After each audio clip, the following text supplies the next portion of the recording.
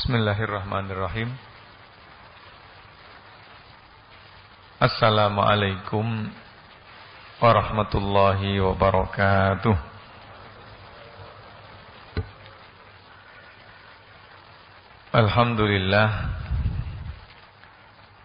Alhamdulillahilladzi an'ama alaina binikmatil iman wa akramana bil Qur'an wa faddalana ala sairil makhluqati bil aqli wal furqan. Asyhadu an la ilaha illallah wa asyhadu anna Muhammadar Rasulullah. Allahumma salli wa sallim ala abdika wa rasulika nabiyyina Muhammadin wa ala alihi wa sahbihi wa man tabi'ahum bi ihsanin ila yaumiddin. Qala Allah Ta'ala fi kitabihil karim wa huwa asdaqul qailin. A'udzu billahi minasy syaithanir rajim. Bismillahirrahmanirrahim. Ya ayyuhalladzina amanu taqullaha wa kunu ma'as shadiqin. Wa may ya'tasim billahi faqad hudiya ila siratin mustaqim. Allahumma anfa'na bima 'allamtana wa 'allimna ma yanfa'una wa zidna ilma. Allahumma inna nas'aluka fahman nabiyyin wa hifdzal mursalin wal malaikatil muqarrabin. Allahumma rzuqna zawjan salihah ta'inuna fi umuri dunyana wa ukhrana. Allahumma rzuqna dhurriyyatan thayyibatan mubarakah wa ta'inuna ala tarbiyatihim ya akramal akramin. Hadratal muhtaramin, ma'asyiral muslimin wal muslimat, bapak-bapak, ibu-ibu, hadirin jamaah salat zuhur yang kami muliakan. Bersyukur pada kesempatan siang hari ini atas limpahan dan kurnia Allah Subhanahu wa taala kita dapat melaksanakan salat zuhur dengan berjamaah dalam keadaan berpuasa. Ini yang jamaah salat zuhur puasa semua kan? Hah? Ada orang yang kuat puasa tapi enggak salat. Ada yang salat tapi enggak puasa. Nah, makanya kita perlu syukuri pada siang hari ini kita dapat melaksanakan sholat berjamaah dalam keadaan berpuasa. 13 hari. Mudah-mudahan seluruh ibadah yang kita lakukan diterima oleh Allah Subhanahu wa taala, menjadi bahan bakar sekaligus energi agar ke depan kita dapat menyempurnakan ibadah di bulan Ramadan ini hingga penghujungnya. Karena salah satu di antara ciri diterimanya amal adalah menghasilkan amal-amal lain yang lebih produktif. Jadi kalau ada orang puasa cuman 10 hari, seterusnya enggak puasa, ini khawatirnya yang 10 hari ini enggak makbul. Bagaimana mungkin ada orang yang amalnya diterima sementara pada akhirnya ia malas, ia tidak kuat dan punya beragam alasan untuk tidak melakukan amal. Bapak-bapak, ibu-ibu yang saya muliakan, mohon izin pada siang hari ini Al-Fakir diberi amanah oleh pengurus masjid untuk menyampaikan satu topik bahasan yang amat berat, menarik, terkait dengan pribadi yang dirindukan oleh surga. Ketika kita mendengarkan topik ini sepertinya seperti tajuk novel. Ya. Karena biasanya normalnya itu adalah orang yang merindukan surga. Orang yang baik dan benar biasanya akan merindukan surga. Tapi ini rupanya judulnya dibalik. Surga yang merindukan orang. Bahasanya semakin menarik lagi menjadi pribadi yang dirindukan oleh surga. Bapak Ibu, secara normalnya Allah Subhanahu wa taala memberikan beberapa informasi tentang orang-orang yang memiliki spek ahli surga. Dari sekian banyak karakter yang wujud di dalam Al-Quran itu, kalau boleh disimplifikasi adalah dua. Yang pertama adalah innalladzina amanu, dan yang kedua wa amilus salihat. Bahkan persoalan nanti kemudian ada karakter-karakter, sifat-sifat yang wujud, itu biasanya adalah lahir dari dua dimensi utama ini. Walladzina amanu wa amilus salihat ulaika ashabul jannah. Innal ladzina amanu wa amilus salihat yadkhulunal jannata bighairi hisab, dan seterusnya. Ini dua hal itu.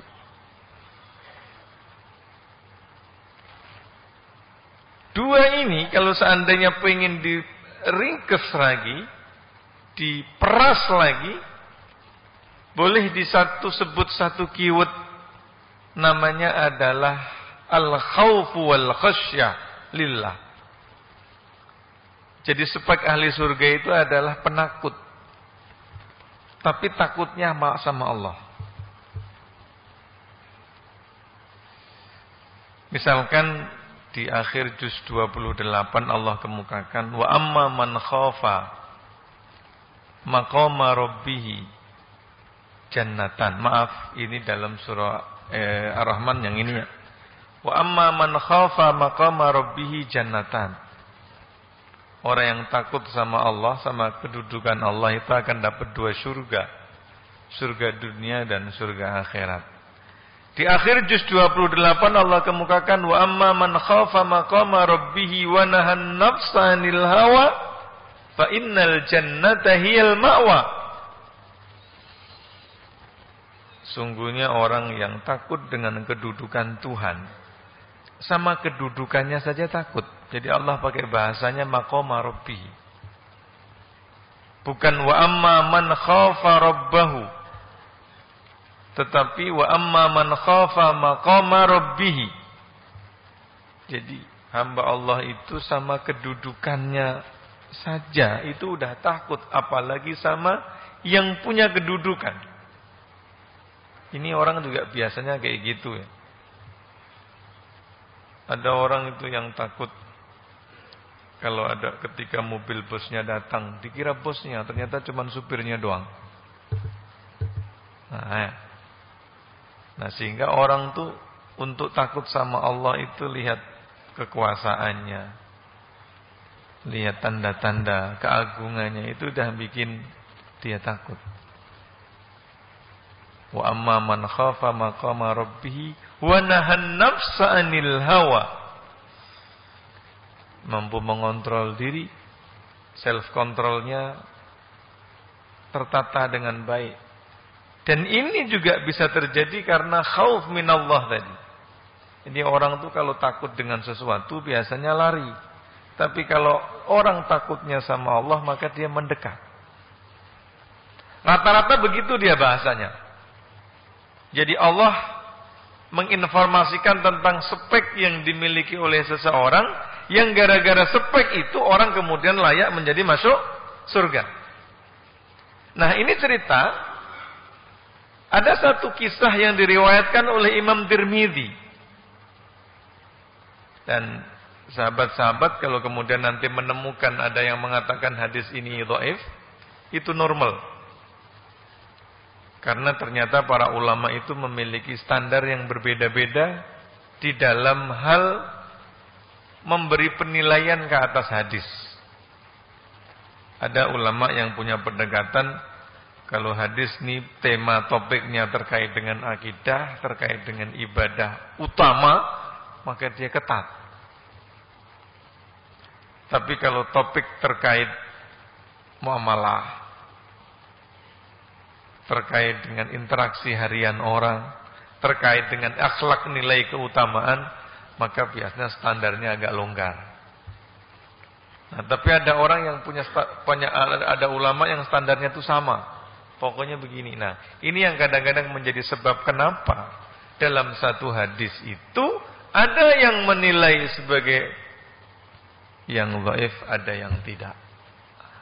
Nah, jadi saya sampaikan di awal, kalau seandainya kisah yang saya sampaikan ini kemudian Bapak Ibu mengekskalasi dan mengelaborasi lebih lanjut, kok kemudian menemukan keterangan hadis ini dhaif, ya salah satu sebabnya karena tadi. Sahabat Anas bin Malik meriwayatkan sebagaimana yang direkodkan oleh Imam Tirmidzi dengan redaksi yang mirip Imam Hakim di dalam kitabnya Al-Mustadrak itu juga menyampaikan kisah ini. Hakim An-Naisaburi ini punya kitab namanya Mustadrak. Yang dikompilasi oleh Imam Hakim ini adalah hadis-hadis yang dinilai dengan syarat dan ketentuan Imam Bukhari dan Muslim, tetapi hadis ini tidak dijumpai di dalam kitab Bukhari dan tidak dijumpai dalam kitab Muslim. Jadi Imam Bukhari itu dia punya standar untuk menilai sebuah kesahihan hadis. Imam Muslim juga sama. Imam Bukhari itu syaratnya lebih ketat. Yang pertama, satu era dan ketemu. Kalau di antara transmisi perawinya ini satu era dan ketemu, maka diambil oleh Imam Bukhari, dimasukkan ke dalam Sahih Muslim. Nah, Sahih Bukhari. Sementara kalau Imam Muslim, dia cukup satu era, enggak semestinya ketemu. Sehingga hadisnya Imam Bukhari lebih sedikit karena mungkin saja satu era tapi enggak ketemu. Nah, kalau kayak gini Imam Bukhari enggak mau ngambil, tapi Imam Muslim diambil, dimasukkan ke dalam Sahih Muslim. Nah, Imam Al-Hakim An-Naisaburi ini digabungkan keduanya.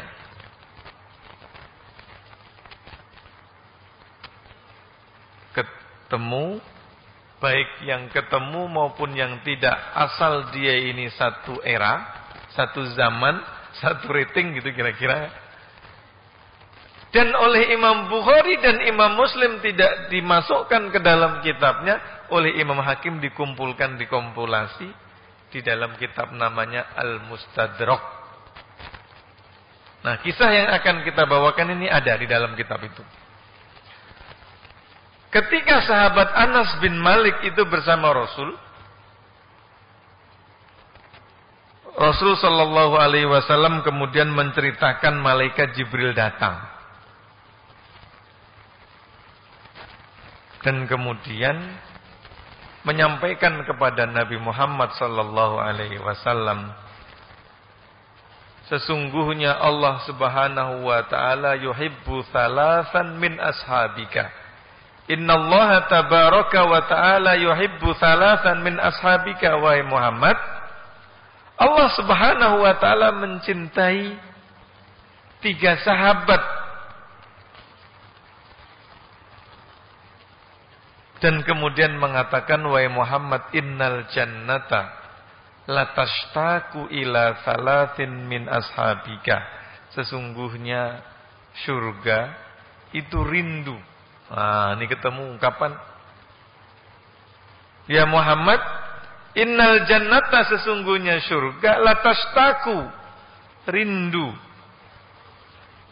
ila thalathatin min ashabika, kepada 3 orang dari sahabatmu.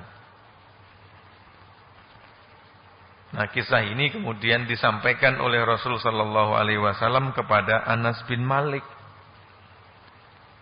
Maka tentu Anas bin Malik merasa pengen tahu siapa sejatinya 3 orang tersebut.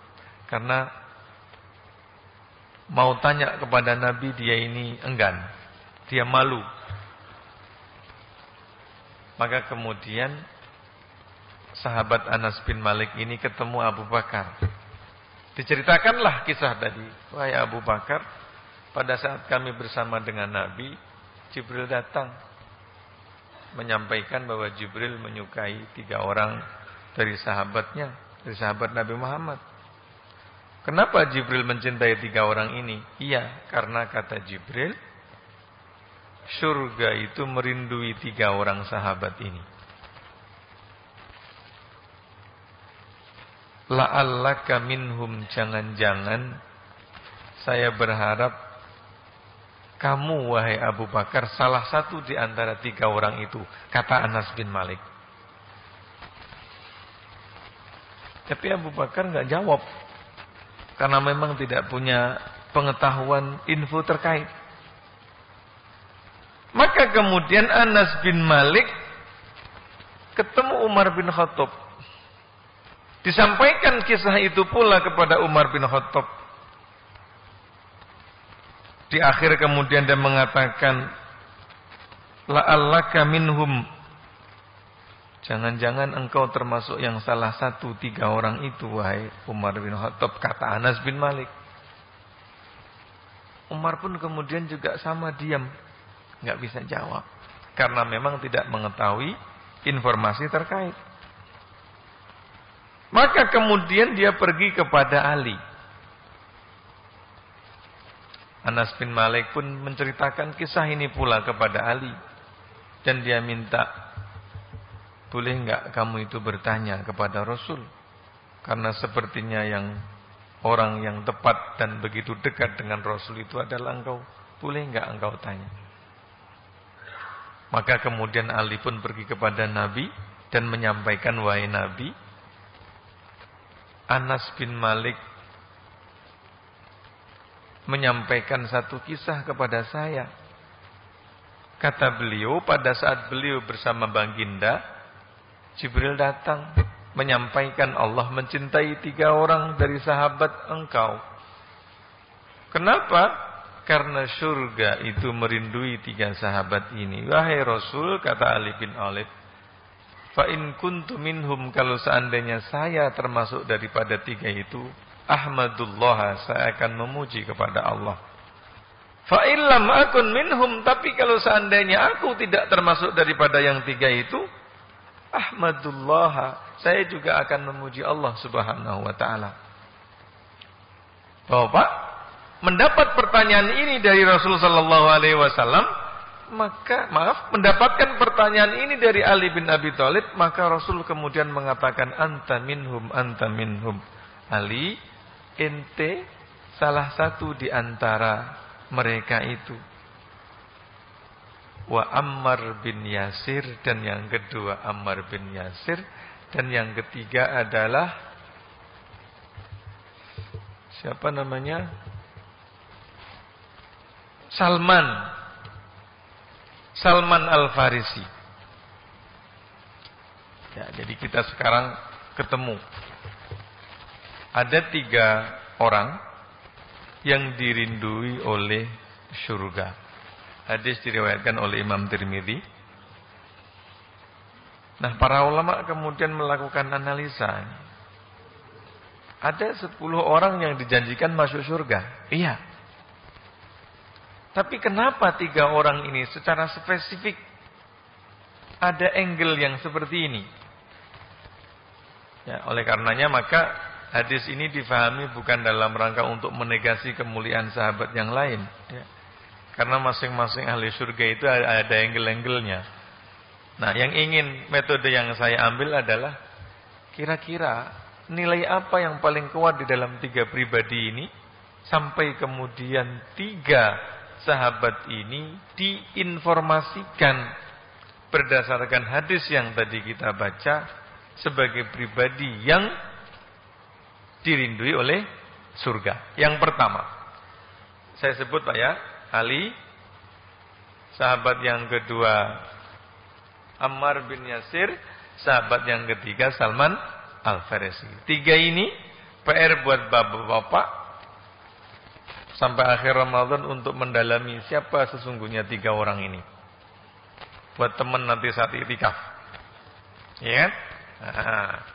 Tapi saya akan ngambil beberapa angle. Yang paling utama dalam pribadi Ali ini yang pertama Pak. Tahu Pak? Ali itu ternyata pemuda pemberani.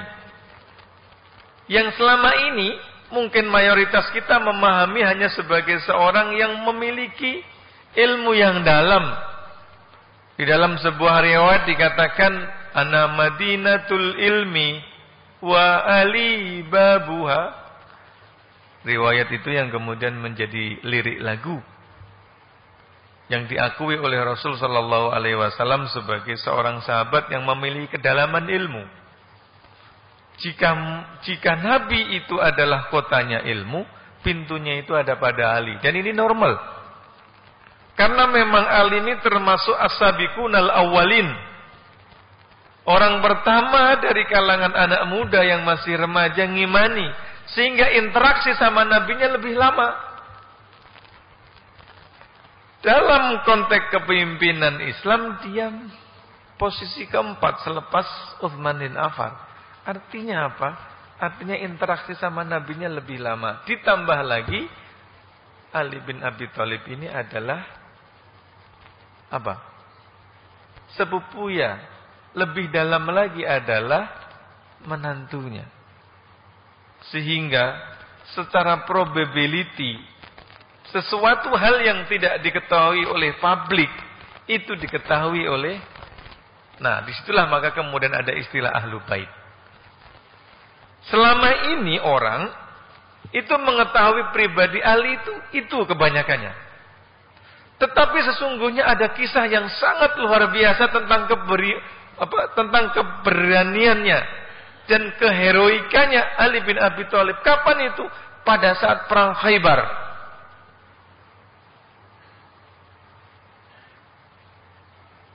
Jika cerita ini waktunya udah tinggal 10 menit. Tapi ini dicatat aja cluenya ini.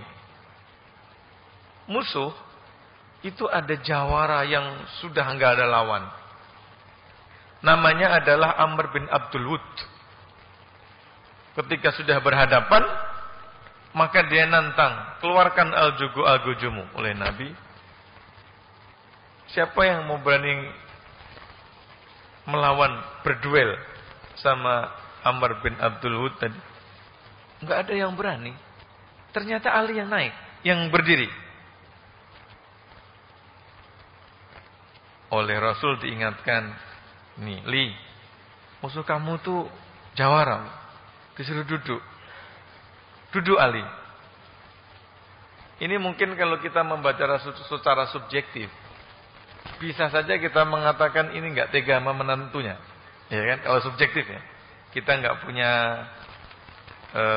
interest apa-apa kecuali ya membaca ya. Ya.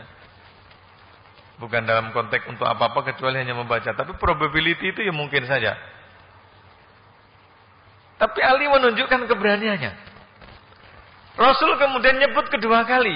Sahabat gak ada yang maju. Dan yang maju Ali. Sampai yang ketiga. Maka akhirnya Ali berduel dengan Al-Gujud. Dan pada saat berduel itu ditanya, kamu siapa? Saya adalah Ali bin Abi Thalib. Yang sana songong dan sombong. Enggak adakah yang lebih tua daripada kamu? Kamu kan anak masih muda. Panggil paman-paman kamu. Enggak lawan kamu itu sama saya. Saya enggan untuk membunuh kamu. Sebagai bentuk ejekan. Dalam bahasa Arabnya itu menarik. Dijawab oleh Umar, saya justru tidak enggan untuk membantu kamu. Jawabannya Ali. Jadi udah kena mental gitu kira-kira.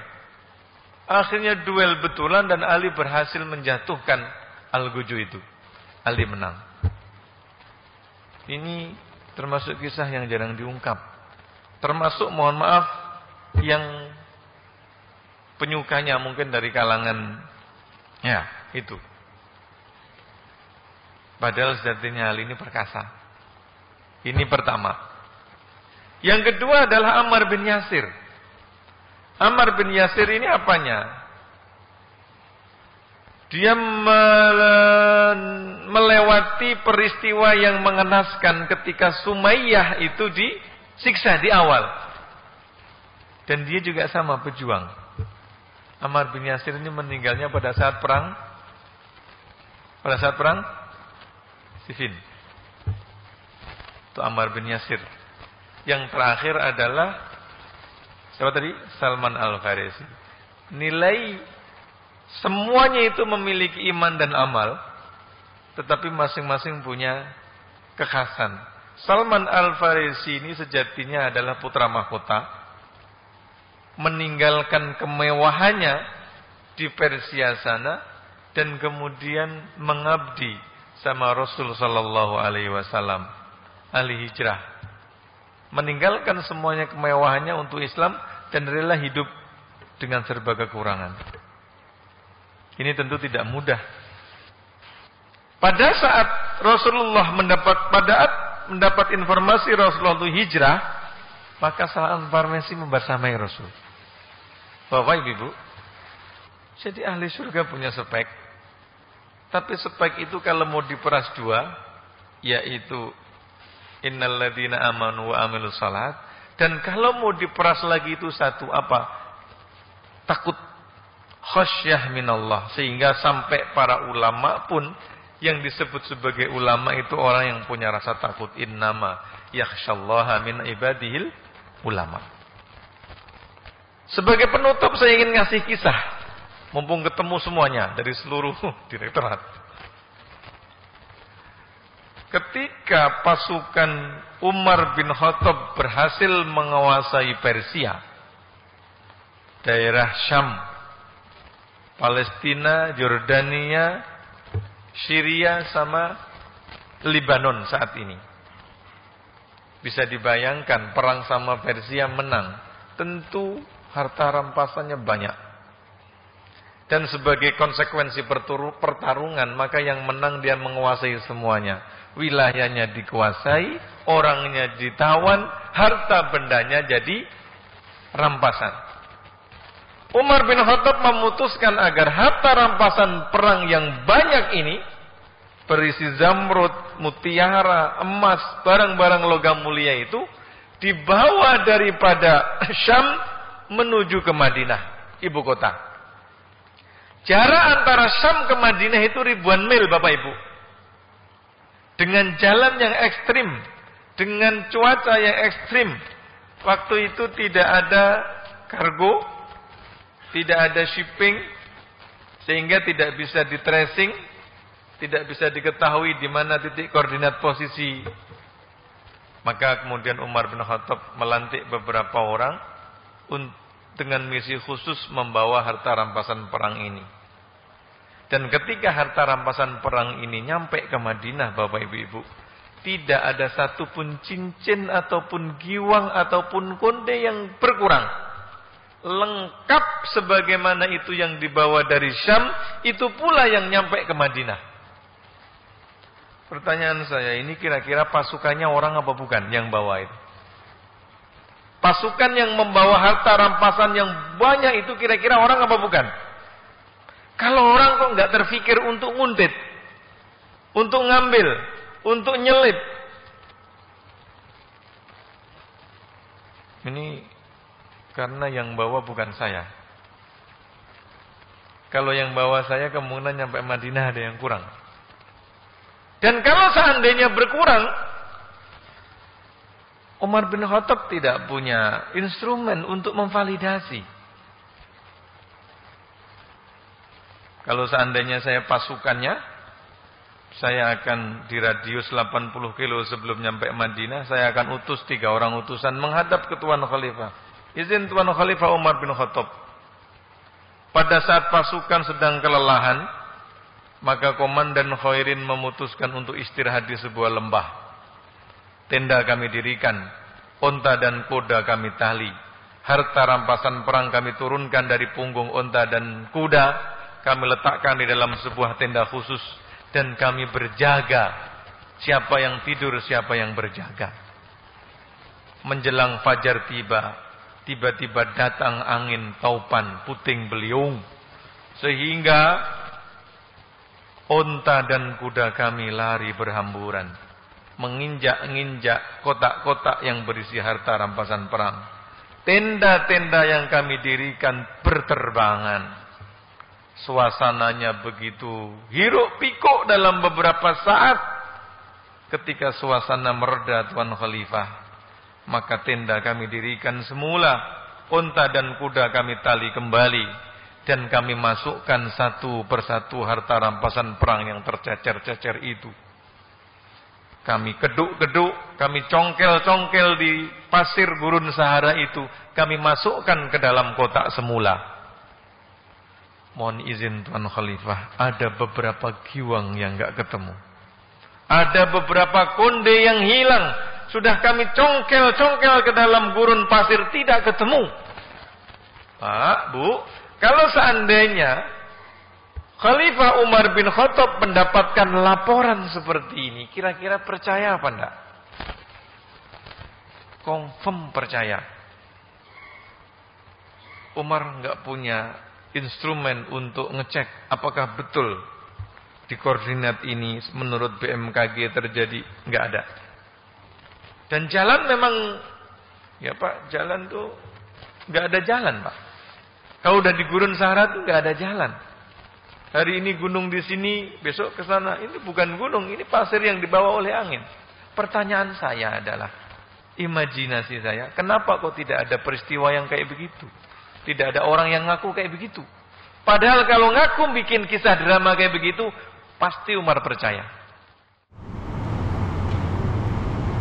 Ada Bapak di tempat orang hidup di atas muka bumi ini, ada supervisor, ada internal audit, ada penjaminan mutu, ada penyidik, ada yang berwajib, ada badan pemberantasan korupsi.